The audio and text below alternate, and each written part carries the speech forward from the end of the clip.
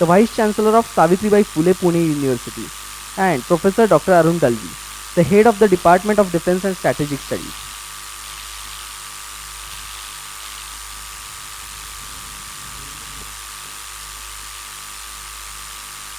I request all dignitaries to be seated. I welcome our guest of honor. I request respected Vice Chancellor to present a bouquet of flowers to Honorable Air Chief Marshal Arup Raha, PVSM, AVSM, VM, ADC, Chairman of Chief of Staff Committee and Chief of Air Staff. I request respected Vice Chancellor to present a bouquet of flowers to Honorable Lieutenant General Ashok Singh, PVSM, AVSM, SM, VSM, ADC, Joshi and C Southern Command. Thank you, sir. I request Head of the Department of Defense and Strategic Studies, Professor Dr. Arun Dalvi, to present bouquet to the Vice Chancellor, Dr. Vasudev Gade.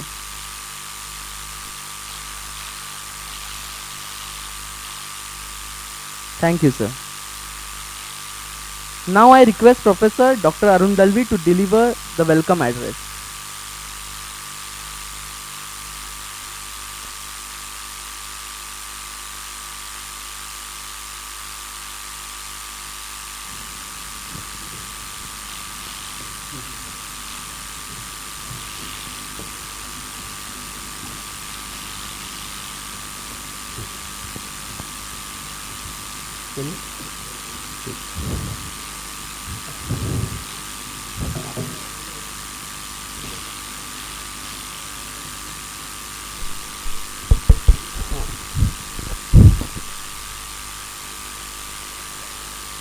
Very good afternoon to everyone.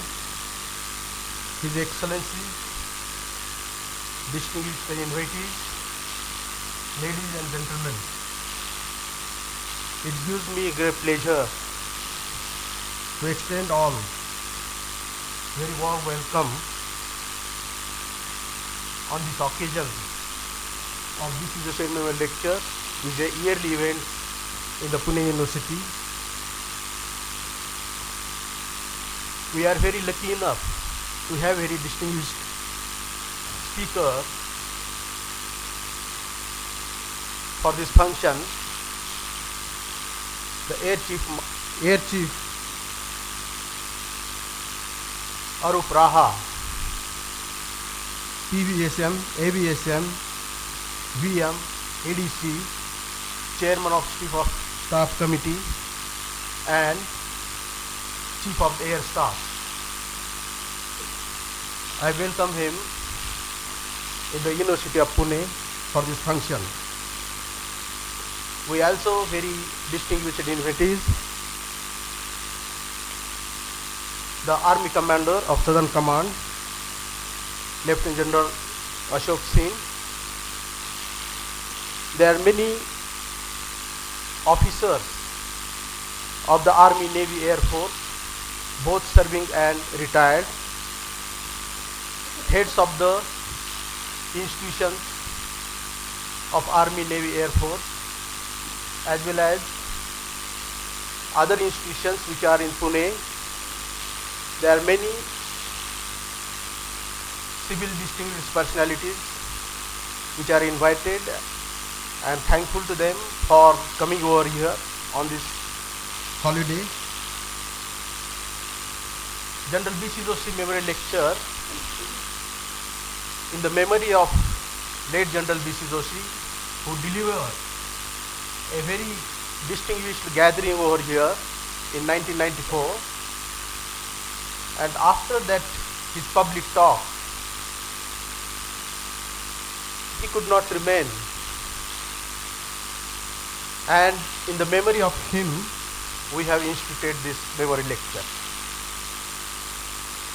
In the University of Pune, Department of Defense and Strategic Studies, which is established in 1963 after the China debacle, and specifically to study the war studies, military studies, and the department's nomenclature has been changed twice, from war studies to military studies, and then defense studies, and now defense and strategic studies. Again, the UGC, University Grant Commission, they are going to thinking to add something more than that, because the concept of security always being under change because of the lot of development took place in science, technology, and therefore this discipline may be called as a national security studies. The national security being a very important aspect of our nation, and very important in the 21st century, because the international situation is very volatile, and therefore as a nation we must stand together, we must understand each other, and we must develop our institutions, both political as well as the military and all other institutions of the country, including economic institutions. So air power is one of the very important aspects of our national security, and to deal that we have invited, or to share the thought or listen the thought from very highest officer of the Air Force. We have invited the Air Chief to discuss or to listen his views on our air power development and particularly transformation of Indian Air Force. So I am thankful, sir, again, and welcome you all. So as a tradition, this function doesn't have dais or nobody sitting in the dais, but still we follow the norms that. So I request our respected Vice Chancellor to preside over the function, and also I request the Vice Chancellor to introduce the speaker and invite him for the lecture. Professor Garden. Thank you, sir.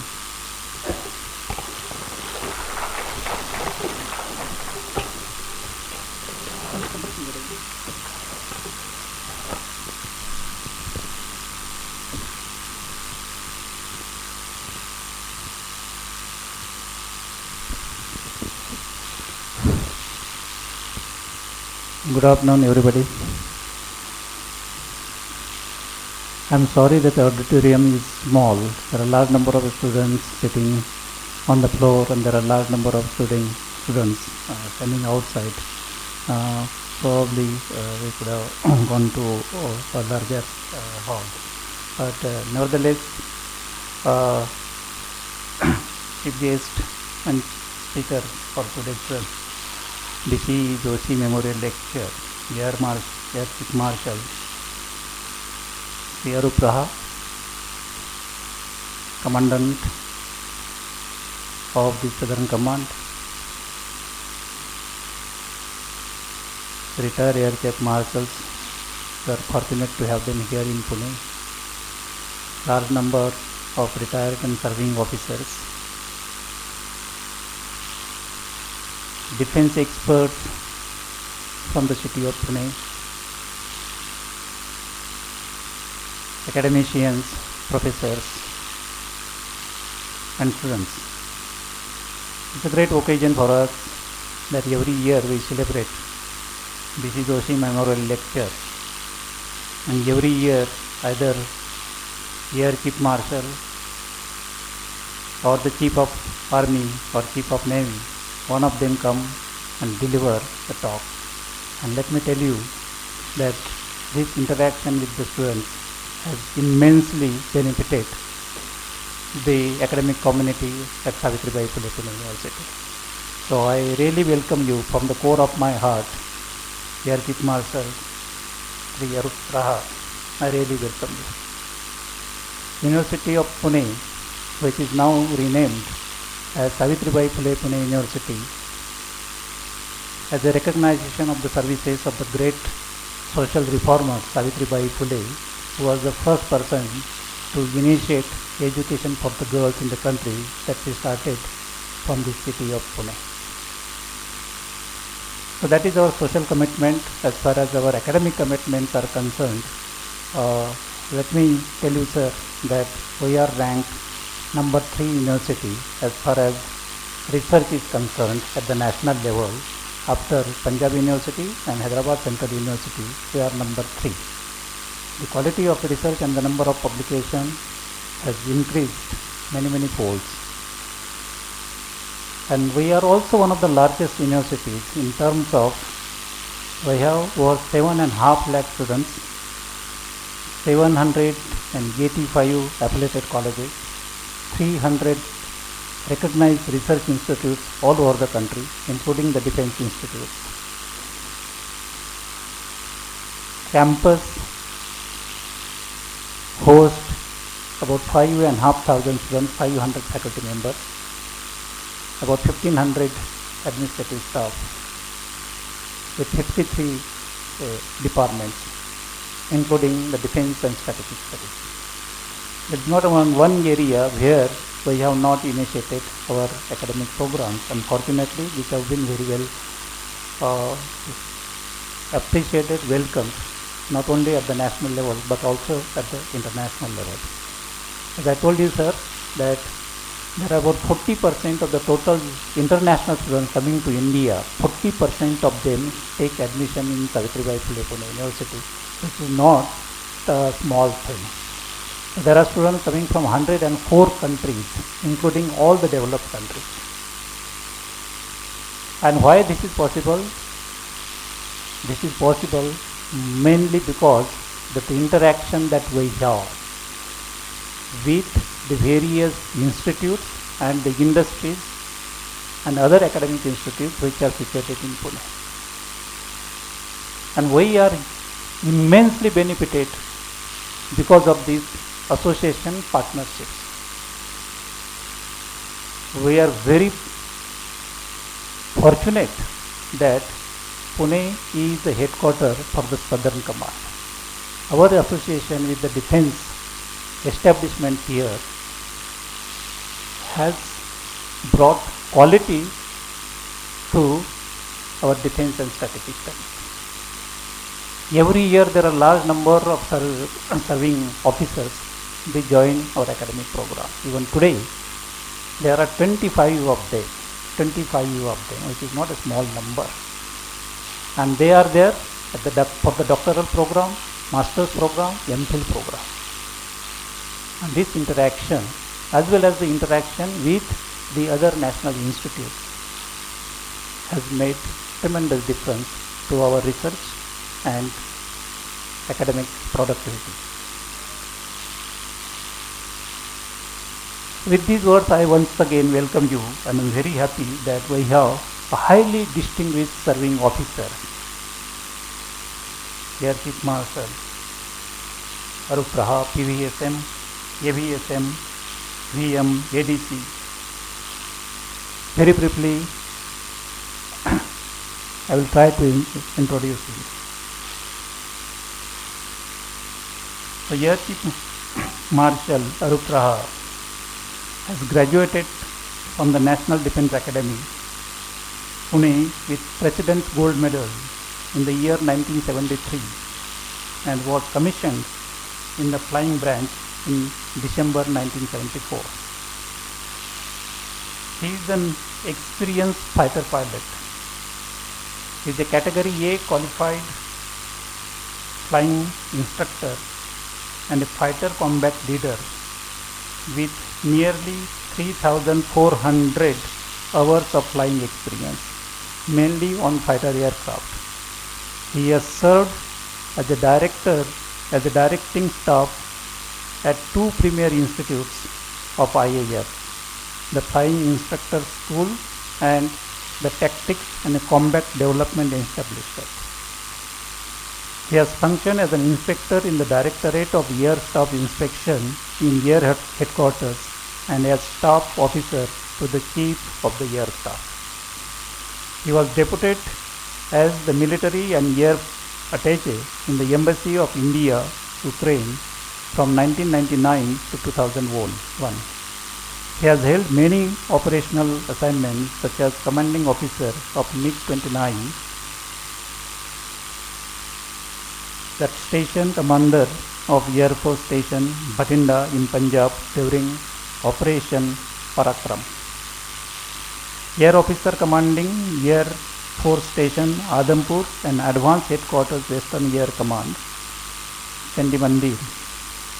He has also served as the Deputy Commandant of the Air Force Academy, Hyderabad, and Senior Air Staff Officer at Headquarters Western Air Command. He has the rare distinction of being the Air Force Air Officer Commanding in Chief of two operational commands, that is the Central Air Command and the Western Air Command. Before taking over as the Chief of the Air Staff, he held the appointment of Vice Chief of the Air Staff. He is currently the Commodore Commandant of number 47 Squadron. Air Chief Marshal Raha is an alumnus of the Defence Services Staff College and a National Defence College, Delhi. For his distinguished service, he has been awarded Param Vishishta Seva Medal, Ati Vishishta Seva Medal, and Vayu Sena Medal. He was appointed as an honorary aide-de-camp to the Honorable President of India with effect from 1st December 2012. Air Chief Marshal Raha is married to Mrs. Lily Raha and have two children.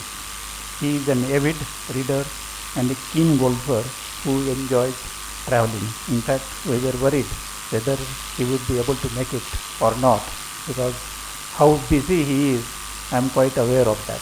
But in spite of his busy schedule, he could make it and came here. That also indicates his love for the academic institute and the students. So I am once again very happy to welcome you, Air Chief Marshal, and request you to deliver this B.C. Joshi Memorial Lecture. Thank you, sir.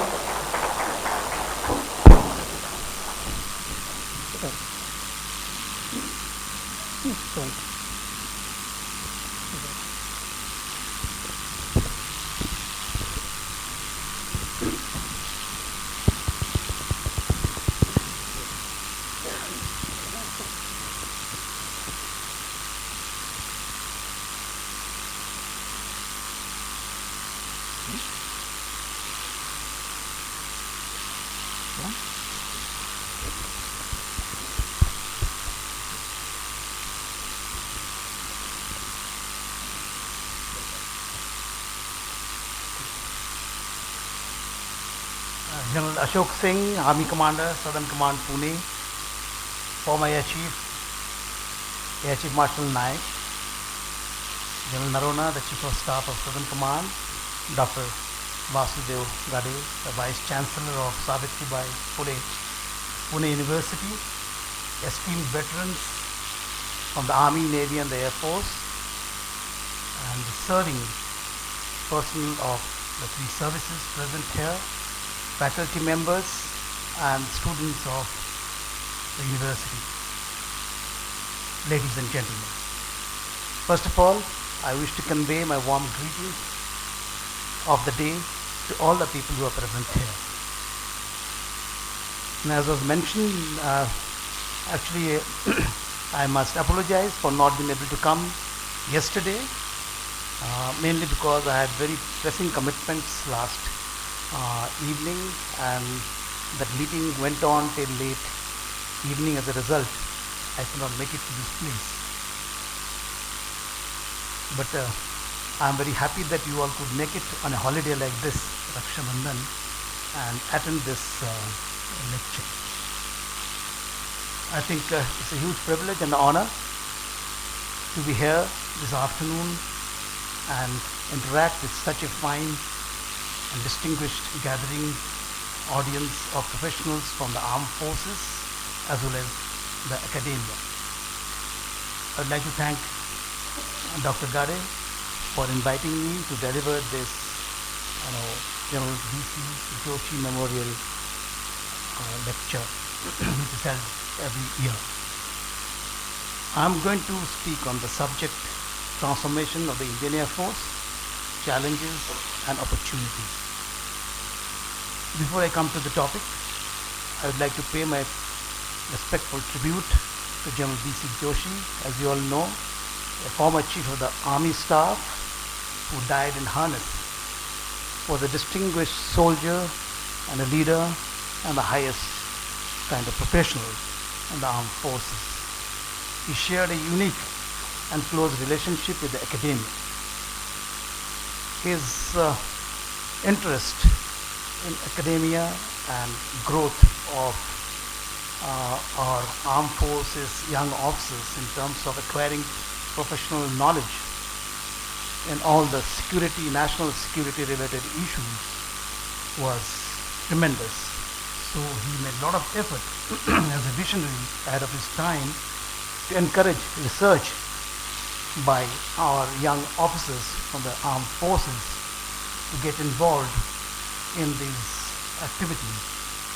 And in fact, the university and the armed forces program was given a tremendous impetus during his leadership as the chief of the army staff.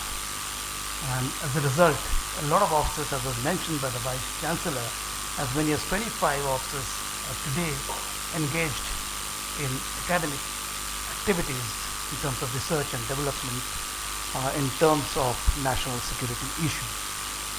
He was also instrumental in establishing the Army Institute of Technology in Pune for the children of the army personnel. Well, the armed forces will forever remain indebted to this great military leader for his patronage of higher studies. As far as the talk is concerned, in general, I am going to speak on transformation of military power and especially aerospace power, because that is perhaps the most important component of military power.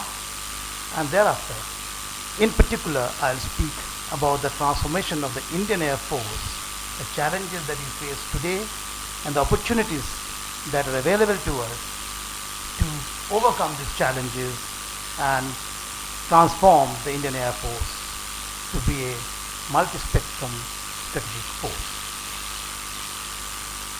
From time immemorial, we all know that the strength of the army or the strength of the land forces have determined the military power of any nation, especially so in the past. It was the navies of powerful nations, seafaring nations, which actually capitalized on the advantages of maritime power, and it was mostly the European nations in the recent times who had very powerful navies who set sail across the oceans and colonized the entire world, all the continents, be it Africa, Asia, Australasia, and the two Americas. Aerospace power, of course, is the youngest among the Army, Navy, and Air Force. So it's just about 110 plus years old. It is the youngest one, as I said, but it provides immense relief from the surface friction. It gives a lot of freedom from surface friction, which is inherent in the land and surface operations. In recent conflicts, we have seen that the aerospace power has demonstrated resounding success in conflicts in its ability to simultaneously interface as well as influence the outcome of the surface battles, be it on land or at sea. And this success of such battles on land and sea actually was uniquely dependent on the use of this third dimension, aerospace. Aerospace power has been used to protect our land forces and sea forces during the conflict, as also to use this offensive power against the adversary so as to prevent it mobilizing quickly, degrade it, attack continuously in an offensive manner, lower its morale, and finally, when that element of the adversary's forces join battle, they are totally demoralized and less effective. So the air forces or aerospace power of the world over have matured over a period of time of over 100 plus 10 years, and having fought in so many conflicts in the recent past, It has evolved very rapidly. It has grown out of the shadows of its elder services, and it is considered to be the sharp end or the leading edge of any nation's combat power. So therefore, it will not be wrong if I say that the future will witness continued preeminence of aerospace power as primary instrument of choice in most operational contingencies, be it during a conflict, during war, or during peacetime. Aerospace power will be the first respondent in any contingency. If we analyze history of nations and history of the world, we realize that states became great powers because they could demonstrate the mastery over creation, deployment, and use of military power toward achievement of national objectives.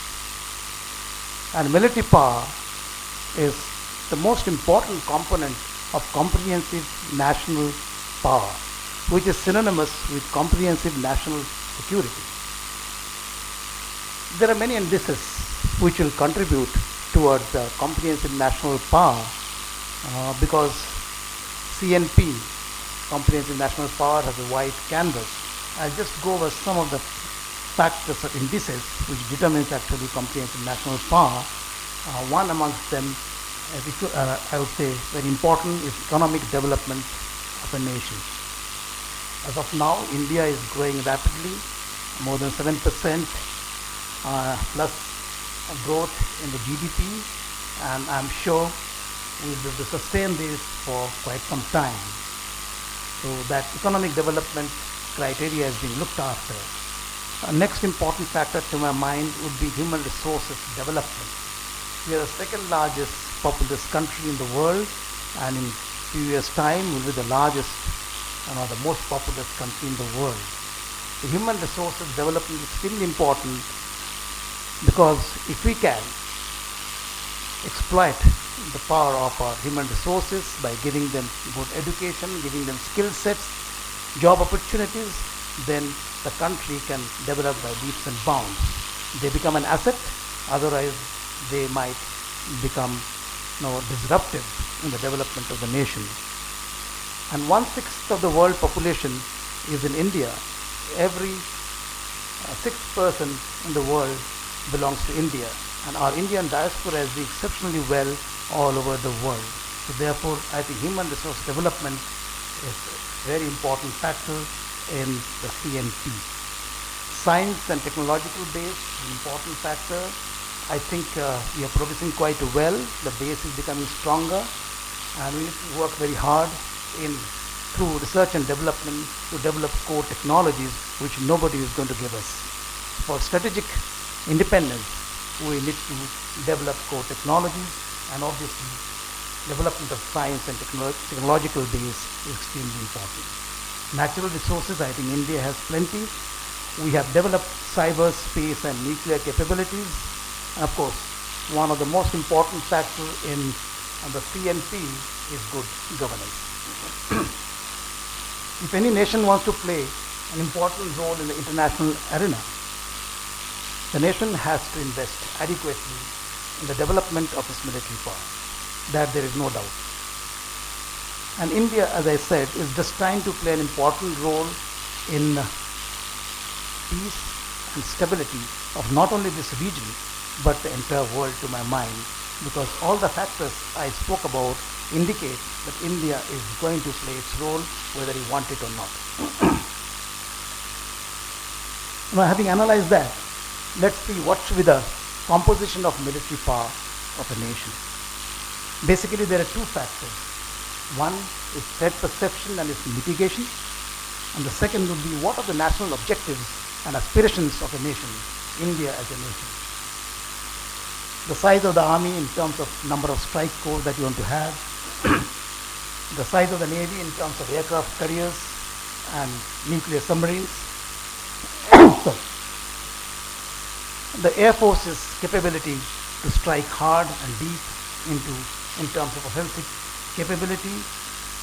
All these factors has to be related to the threat perception and its mitigation, and of course national objectives and aspirations. Equally important factor is budget that we have. So economic development is extremely important, so the nation can spare the funds that is required to develop its military capabilities.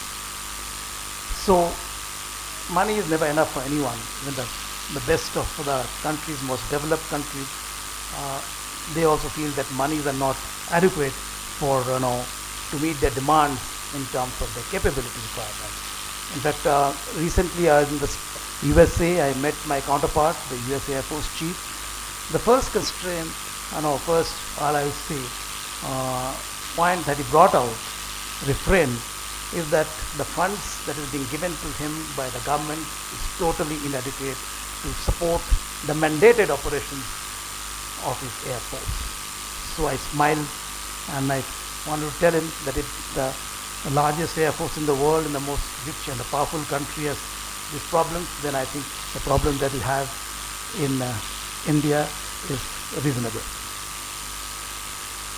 Now coming to the national objectives, to my mind, our national objectives are enshrined in the policies that we have followed over the last so many decades since independence. In terms of declarations, the Panchashri, the NAM, as well as our participation in the United Nations, especially in peacekeeping operations. So those declarations actually give an insight as to how India wants to deal with neighbors and others, and how it wants to deal with security problems. To my mind, India has no territorial ambitions, but we have hostile borders. We have border disputes with two major powers in the region, and hence there is a need to develop our military capability. We have fought several conflicts and wars in the past, and every day you read about incursions, either at LSD or LC. The problem is live, and the armed forces are dealing with it every day. Our aim is to avoid conflict.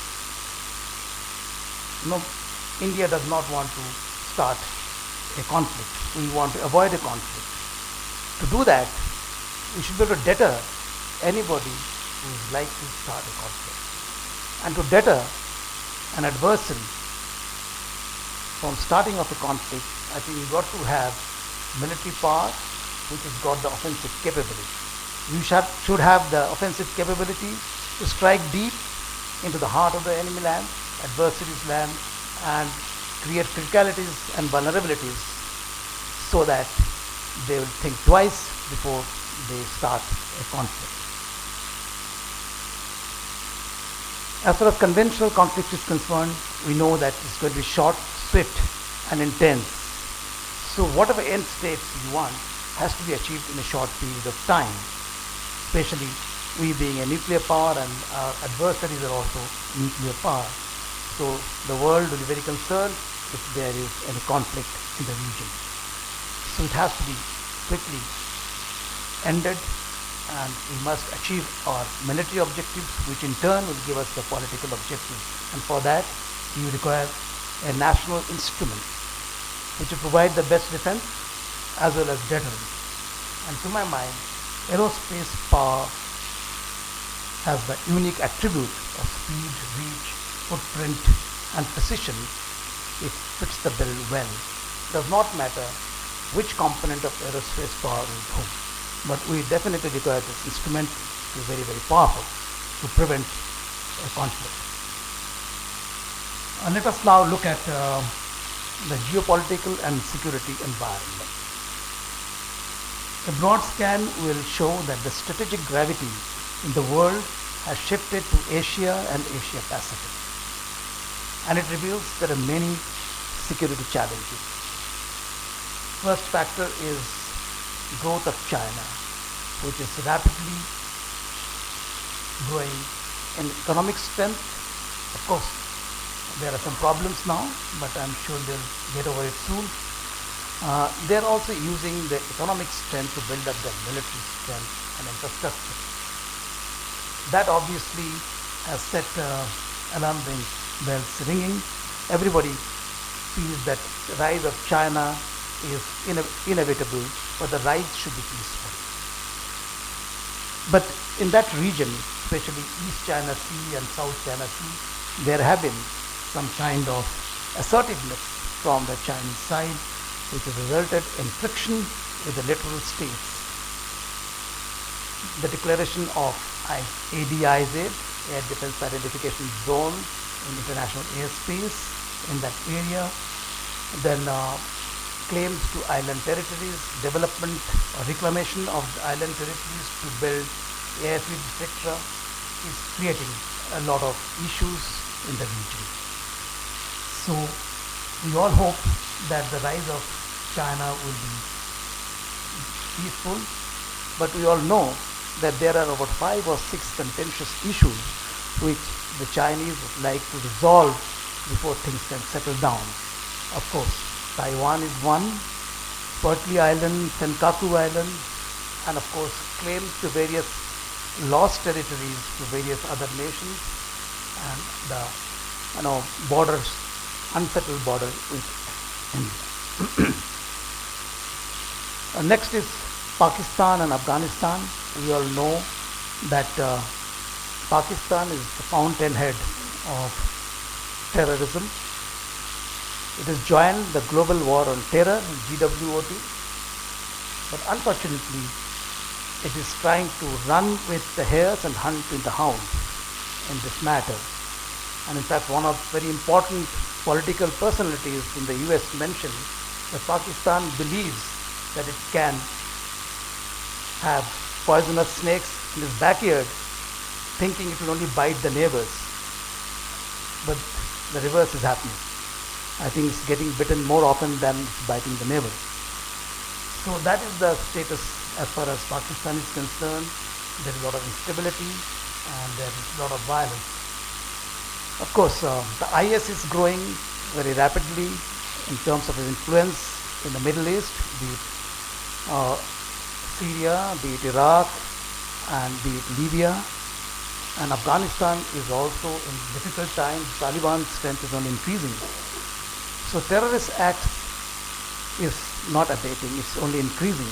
Hence, the spectrum of conflict, which used to be conventional earlier, has increased from sub-conventional, that is terrorist acts, to conventional, to non-conventional, that is the nuclear threat. So the armed forces, the military power of a nation, has to contend with the entire spectrum of this kind of conflict. Let us come to the Indian Air Force and our armed forces. Along with the Indian Army and the Indian Navy, the Indian Air Force is poised to contribute in stabilizing the region.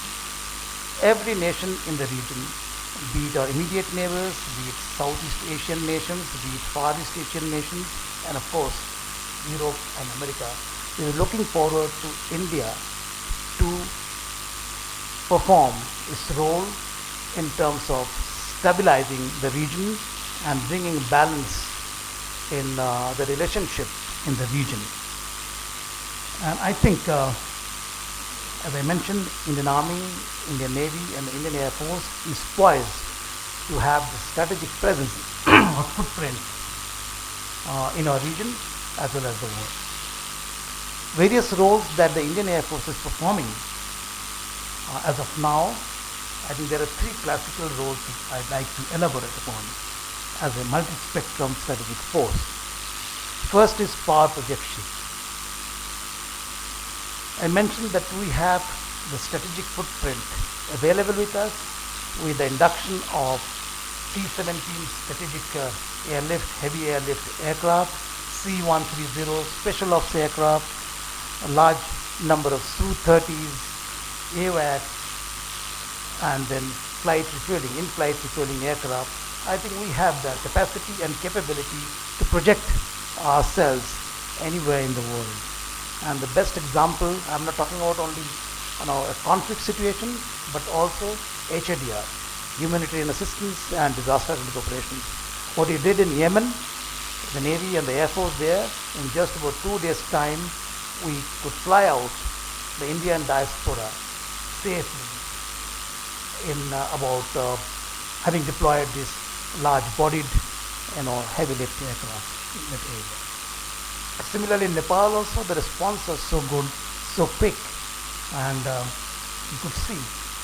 You can call it power projection or assistance, but we are effective in the shortest possible time with the greatest means to help our friends or our people. Next classic role is deterrence. I talked about deterrence in the past. So deterrence, I think aerospace power can provide the maximum and the best deterrence because it has the weapons, it has the reach, it has the precision to actually be effective and take out the adversary if required. And I must say that since 1971, if there has been no large-scale conflict or full-fledged conflict, it's mainly because of the overwhelming superiority that we have, especially in the Air Force and the Army, that there has been peaceful, the region has been peaceful as far as conflict is concerned. Of course, the subversive acts from across the border continues. That's a different ballgame. Third classic role that Indian Air Force is performing is protection. Air defense protection, that is air defense of the sovereign airspace, the airspace frontiers of the country. And I can tell you, in peacetime, nobody comes to know what the Air Force is doing, but it is working 24/7 in the air defense role, where fighter aircraft and helicopters are armed to intercept any intruders and seek a armed solution if required. Our radars are churning all the time, especially in the disturbed areas along the borders, and we are always prepared. And it's actually a huge task and responsibility that you're performing. And I must tell you, nearly 6,000 civil flights and 1,500 military flights are operating every day. And civil aviation is only going to increase exponentially in the future. And therefore, the challenge is going to be even greater. The Indian Air Force has to make sure that each and every flight that gets airborne is properly tracked, and we know who is friendly, who is unknown, and who is hostile. But the biggest challenge in protection today is, I think, the unregulated flying, unregulated aerial, subconventional aerial threats. We have a large number of people and clubs who are flying this, microlights, gliders, parasailing, and hydrocopters, and so many other, devices. But these are going to be a huge security concern in the near future. So we are trying to coordinate with the civil authorities so that this is regulated and there is proper control exercised not only by the Air Force but also the civil administration and the police. Peacetime roles, we have plenty. We are doing air maintenance of our army as well as paramilitary forces and the state governments in the northern areas and northeastern areas. We airlift more than 35,000 tons of logistic material to support our troops engaged in the high mountains or supporting all the paramilitary forces located in this area, including some of the agencies which are trying to build infrastructure in this area. We are also involved in providing logistic support to the paramilitary forces who are involved in anti-Naxal operations in central and eastern parts of the country. We've been involved since 2009, and large number of helicopters are taking part daily. We are airlifting these paramilitary forces, their logistic support, etc.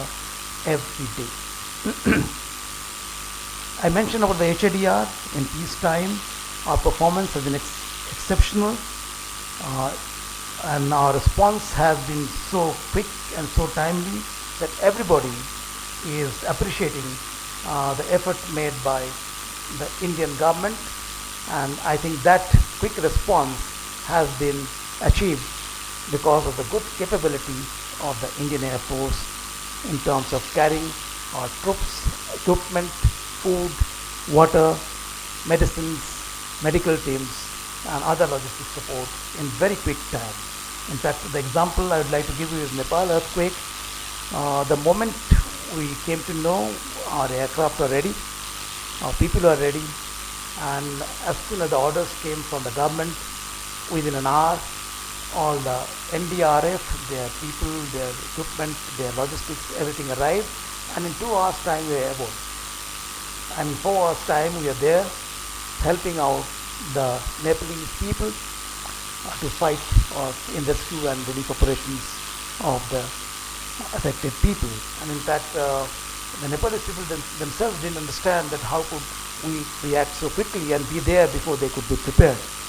And we get a lot of letters and accolades from the international community on this issue. So there is a perceptual change in the world community that India is going to lead in any HIDR operations, doesn't matter which part of the world is affected. I'll now cover some of the challenges which are unique to the Indian Air Force and the Indian Army as well. First is the terrain. There is no Air Force or Army in the world which operates in such variety of terrains. We operate from the Himalayas, which is snow-clad. Altitude between 12,000 to 20,000 feet is normal. Every day we operate from there. We operate in the deserts, the third desert, where the temperatures are very high and very sandy, dusty. We operate from tropical forests that we have in our country, especially in the northeast. Very thick, dense jungles, so humidity is extremely high. We also operate from the coastal regions, which is a very huge coastline, which has its own effects in our maintenance activities. So, when you fly in such difficult terrain, there is no margin for error.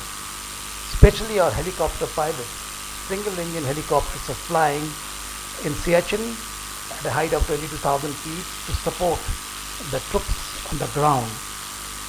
What you require is skill of the highest order, a lot of guts, professionalism, because anybody who's flown in that area can understand the dangers. And it's only because these people have the guts and professionalism that they do it day in and day out, 365 days in a year. I'll show you one clip of our operations from advanced landing ground in DDO, that is Daulat Beg Oldie, which is the highest landing ground in the world at an altitude of 17,000 feet. This is a C-130 Special Ops aircraft landing at Daulat Beg Oldie, which is very close to the Chinese borders, just about 10 kilometers.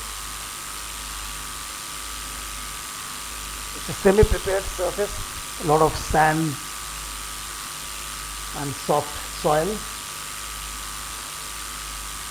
The manufacturer of this aircraft says you are not permitted to fly from an airfield beyond 12,000 feet. But we told them that we'll show it to you that you can do it from even higher altitude. And we did it from 17,000 feet and they were amazed. So that is the kind of capability Indian Armed Forces and Indian Air Force has developed.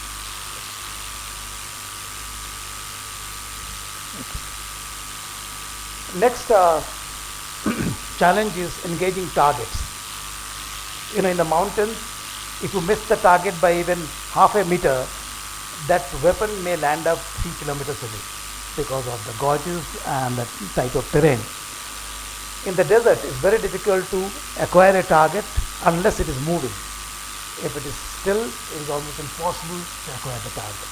In the jungles, because of the foliage, it is difficult to determine where the target is. So to penetrate the foliage, you require special sensors so that the pilot can see where the target is and then target it accurately. You also have the problem of training the crew. The crew has to be operational in all types of terrain. So our training needs of each pilot increases manifold. Next challenge is of course maintenance. Maintenance of all our equipment, all our weapon platforms and aircraft in the desert because of sand, dust and heat becomes very difficult. Most of the avionics start failing at those high temperatures. Similarly, the humidity is very high.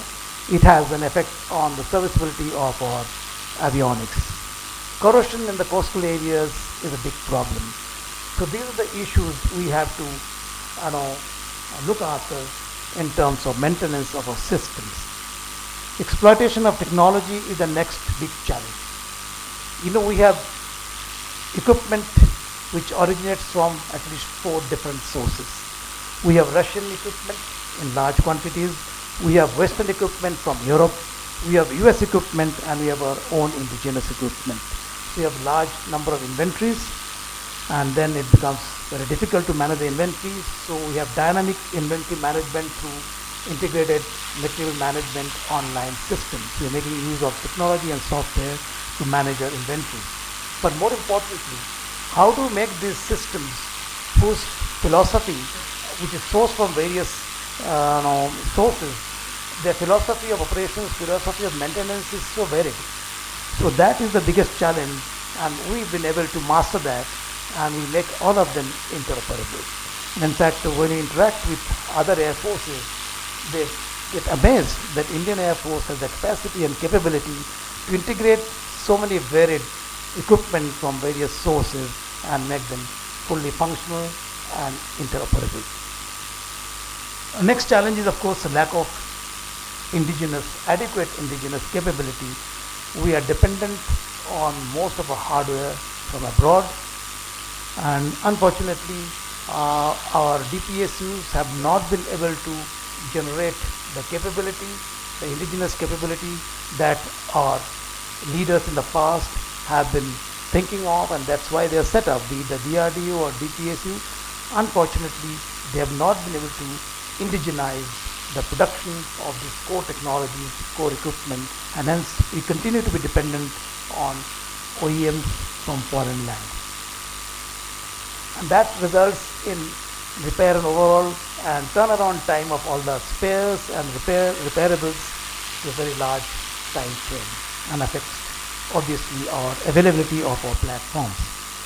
Budget is always a constraint, as I was mentioning, because we always feel the acquisition of equipment and the revenue budget to support operations day to day, we always short, and especially so many commitments to meet in terms of HADR, etc. We spend half our revenue budget towards that. As a result, we are unable to do adequate training for ourselves or support the army whenever it's required, because we don't have those spares available because not having been able to contract for the spares. Exchange rate variation is another factor. When you pay for various equipment, the committed liability that is there, because of the depreciation of the rupee, we have to pay much more. So that's a big drain on our budget available. The acquisition process is another hindrance, I would say. The acquisition process takes too long. All of us know that, everybody, from a politician to a minister to a bureaucrat to a normal civilian and armed forces people, everybody knows that our acquisition time is very, very long. So a lot of measures are being instituted to rectify the situation. But I think there is a thought process that most of the strategic, most of the big purchases that we make from outside, it should not be a merely commercial deal. It has to be a strategic consideration. You require it for the defense of the nation, for the security of the nation. So we should actually go for a government-to-government deal, so that we get the equipment quickly and not take too long by following certain procedures which have been instituted. So that is the other issue that has been resolved, and I'm sure, like in the past, we had a lot of government-to-government deals to get our equipment. Same thing will happen in the future as well. I think I've spoken a lot about the constraints or the challenges, but there are opportunities as well. I think with the Make in India policy, letting the private sector play an important role in establishing defense industries, that is military industrial complexes as joint ventures. Transfer of technology will take place, and I must tell you that a lot of effort is being made in this direction. The recent government policies of giving such contracts to joint ventures wherein our private sector is getting involved is going to pay huge dividends. We also have the 30% to 50% offset policy of any major contract. That money will be invested in the country, so all our private sectors and the DPSs will get involved in true transfer of technology. But more importantly, I think if you do the analysis of the military industrial complexes the world over, you'll find most of them are in Europe, Russia, and America. But in Europe there is peace and stability, I would say, for quite some time. In fact, all the armed forces in the world are downsizing. The budgetary allotments are reducing. The number of people in the armed forces is reducing. The equipment share is reducing. It's only in India and Asia, I would say, where there is a lot of demand for military hardware. So because these military industrial complexes are in those developed countries and there is no demand for them in those countries, they are all at the wit's end that how will they survive if they cannot sell their hardware. So they are all coming, making a beeline to come to India and set up shop. So that is a great opportunity that we can exploit for transfer of technology and also develop our indigenous capability, especially in the core technology. A few words on the transformation plan of the Indian Air Force. As I mentioned, that we would like to go through that, besides the challenges and the opportunities. Indian Air Force is developing into a multi-spectrum strategic force. We have a long-term integrated perspective plan, which is going to run over 3 plan periods, and it will materialize by 2027.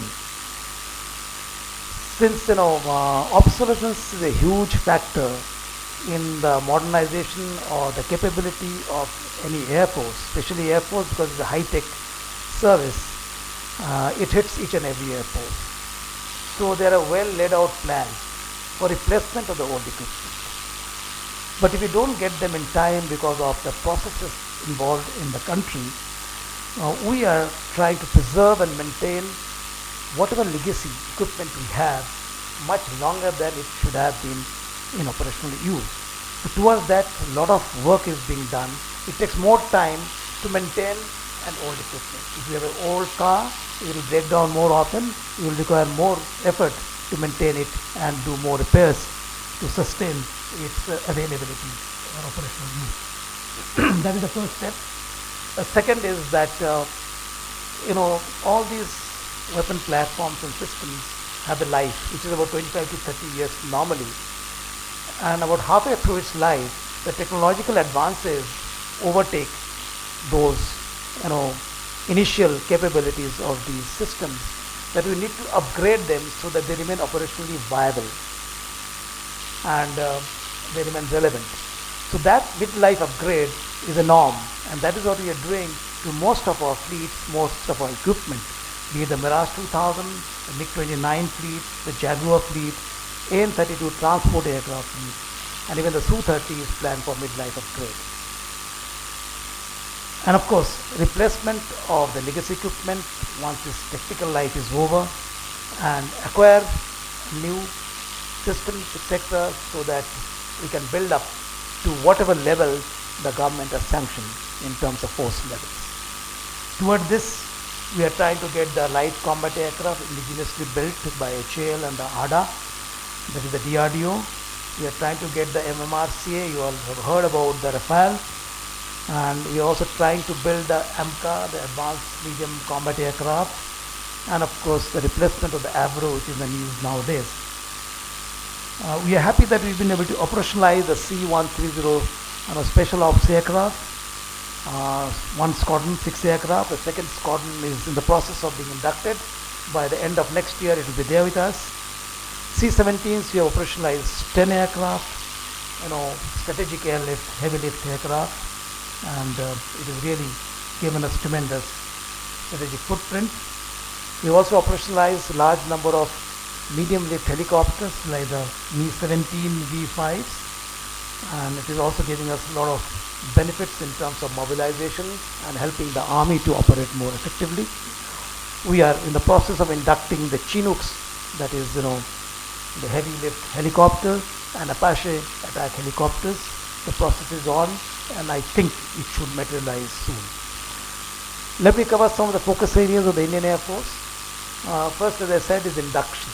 Induction is important because we have a lot of legacy equipment. Induction of weapon platforms, the FGFA, fifth generation fighter aircraft, is there in the process. I mentioned of the AMCA. Other fighters may also be inducted like the Rafale, and of course the LCA. We also have plans and the process of inducting large number of surface to air guided weapon systems. Akash system, as you all know, is already being inducted and operationalized. Large number of radars indigenously built by the DRDO and Bell have been operationalized, so very soon I think we will have enough in our inventory to look after the air defense requirement. We are getting more flight filling aircraft called the MRTT, multi-role transport tankers. The AWACS India program is on, and many other equipment. The next focus area is, of course, to maintain the potency of the existing equipment by providing better support so that the availability of these fleets are better. We give them potency through electronic warfare capabilities, better weapons, that is precision guided ammunition with standoff capability, and laser designation pods, so that we can attack with greatest of accuracies, and hence its effectiveness is much more. That is there in the pipeline. A lot of things have started coming in already. The next focus area is of course is building the off infrastructure in terms of hardened aircraft shelters, weapon storage areas, extension of ALGs, advanced landing grounds, especially in the north and the northeast, and of course resurfacing of the runways which are in disuse and not in good condition, building hangars for aircraft storage as well as servicing, labs for maintenance of all the equipment. We are also practicing landing on highways. We have determined with the highways authorities building good roads all over the country, especially in the border areas. We are working with the state governments and the NHAI, determining stretches of highways where we can actually operate fighter aircraft. So that will give us a lot of flexibility. We are also operating from AI controlled airfield, so that will also give us a lot of flexibility in terms of operations in a contingency. Next focus area is of course training. It is not the next, I think it is the most important one as of now. We had some problems because we didn't have a basic trainer aircraft for some time. Then we got hold of the basic trainer aircraft, the PC-7 pilotus. We got about 70 of them out of 75 that was contracted. The government has approved another 38, and has also approved manufacture of indigenously built HTT-40 aircraft by HAL. So we are looking forward to those. So this has brought our ab initio training of pilots almost back on track, of course with deficiencies. We also have the AJT, the Advanced Jet Trainer, the Hawk in large numbers, but the IJT is way behind, Intermediate Jet Trainer, and now we are resorting to doing 3-stage training on 2 types of aircraft in the ab initio stage. So that is a constraint, but definitely will require more BTAs and AJTs when we don't have the IJT. So this is being considered by the government, and we are very hopeful that they will be able to meet our requirements when we require it. Ab initio training in human resource development, because of induction of new technologies, the high-tech equipment that we're getting nowadays, we are all the time tweaking our syllabi as well as making changes so that we adapt to the new means, new technologies, and we are done considerably well towards the induction of new technologies and preparing our air warriors to be an asset in this regard. Very important focus area is retention of highly qualified professionals in the Air Force. Many of them wanted to leave because of better or greener pastures in the civil life, and they're highly trained, highly professional. So what we are doing is trying to improve the quality of life and the standard of living in all our stations. And in fact, a lot has been done to provide better accommodation, sports facilities, physical fitness, entertainment facilities, shopping centers, and more importantly, I would say, educational facilities. So if you can look after his education of the children and look after the family by giving them accommodation and give all these facilities, I think the retention of highly qualified personnel of the Air Force will not be a big problem. We are also looking forward to the 7th Pay Commission to give it as a good deal so the people stay on with the Air Force. International cooperation is another area. We have been taking part right from the beginning. It has increased in the recent times. We have engaged the Russians as well. We never did exercise the Russians earlier. UK, US, France, Singapore, Oman, UAE, Thailand, Malaysia, a large number of countries, South Africa.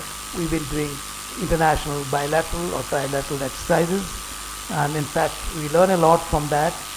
One is we adopt and learn the best practices internationally. We become interoperable, and people develop huge respect for the armed forces of India. Next is network-centric warfare capability. I think that is going to be the future, and the Indian Air Force is taking the lead in this respect. We have the ground network already fully functional. We are going to have the airborne network once we commission the operational data link, which will be commissioned very soon. And the space network is partially available, and we are going to enhance the space network with availability of ISR, that is intelligence, surveillance and reconnaissance satellites, which are being launched often, and Indian regional navigational satellite system like the GPS, Global Positioning System, we will have our own. So all these things are going on. We are going to develop our capabilities both in space and cyber, which is going to be extremely important in the near future, because that is the area where nations are extremely vulnerable, and the next conflict or war is going to be a silent warfare through space and cyber. We are getting geared up for that as well. To conclude, ladies and gentlemen, I've given a brief overview of the IAF's roles, its challenges and opportunities, its transformation plan, and our focus areas. In any operational contingency in the future, it will demand control of the air, good situational awareness of what is happening in the airspace, intelligence, surveillance and reconnaissance sector. Using these assets of which belongs to aerospace, we will be able to deliver in terms of deterrence, and if there is a conflict, in terms of reaching the end state militarily in the quickest possible time. We have increased strategic footprint because we have acquired those assets. We have increased our air mobility, airlift capability. We got the force enhancers like AWACS, flight refueling aircraft sector, and we are emphasizing on network-centric warfare capability, cyber and space domain capability. Obviously, these three things will keep the armed forces, especially the Air Force, relevant in future threat environment. The core competency in exploitation of aerospace power, as you all know, does lie with the Air Force, especially in terms of offensive strike capability. It is the best deterrence that is available, and aerospace power will remain the primary instrument of military power in the near future. As far as capability building is concerned, I think it's a continuous and long-term endeavor, and it requires good planning, visionary planning, commitment of national resources, and participation of each and every stakeholder. Thank you. Jai Hind. Thank you, sir. Now I request the Vice Chancellor of Savitribai Phule Pune University, Dr. Vasudev Gade, and the Head of the Department of Defense and Strategic Studies, Professor Dr. Arup Raha, to felicitate our guest of honor with shawl and present a memento of Savitribai Phule Pune University.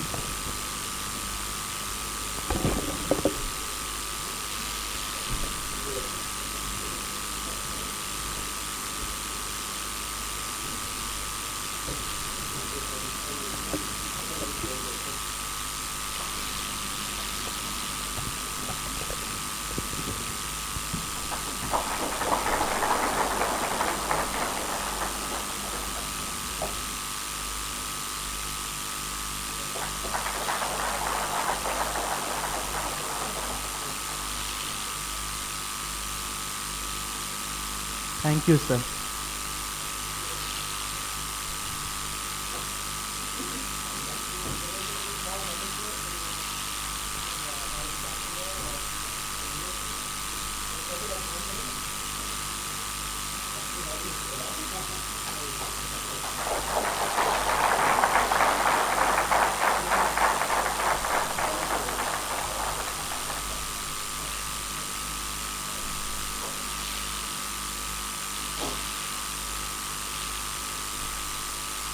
Thank you, sir.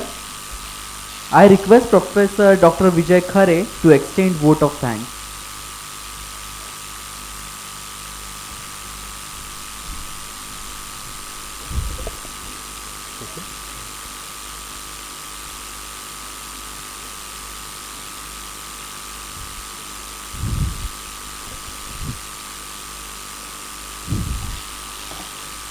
Honorable Vice Chancellor of Savitribai Phule Pune University, Professor W. Gade, Air Chief Marshal Arup Raha, PVSM, AVSM, VM, ADC, Chairman, Chief of Staff Committee and Chief of the Air Staff, General Ashok Singh, Army Commander, Southern Command, Professor Arun Dalvi, Head Department of Defense and Strategic Studies, our most valued guests, ladies and gentlemen. I, Professor Vijay Khare, on behalf of the Department of Defense and Strategic Studies and Savitribai Phule Pune University, extend my hearty vote of thanks to the Honorable Vice Chancellor of Savitribai Phule Pune University, Dr. W. Gade, for presiding over the function. I wish to express my sincere gratitude to Air Chief Marshal Arup Raha for the General Bisi Memorial Lecture on the topic Transformation of the Indian Air Force, Challenges and Opportunities. I must mention my deep sense of appreciation for the inspiring lecture. My special thanks goes to electronic and print media who have spared their valuable time and to attend this function. I am very thankful to the State Department, my students and Army resident scholars who have spent all their time to make this event a grand success. I would like to thank Professor Arun Dalvi, Head Department of Defense and Strategic Studies, faculty members and students of the Department of Defense and Strategic Studies, SPPU, for their enormous cooperation in organizing in this event. Please join us for a cup of tea after national anthem. Thank you very much. Now I request all dignitaries to please stand up for national anthem.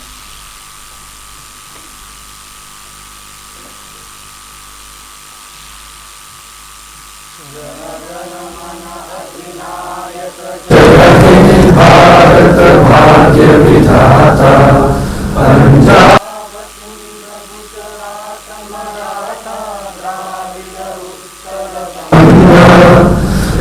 Himachal Yamuna Ganga उज्जल जलधि तरंगा तब शुभ नामे जागे तब शुभ आशीष मागे गाए तब जय गाथा जन गण मंगलदायक जय हे भारत भाग्य विधाता जय जय जय जय जय जय।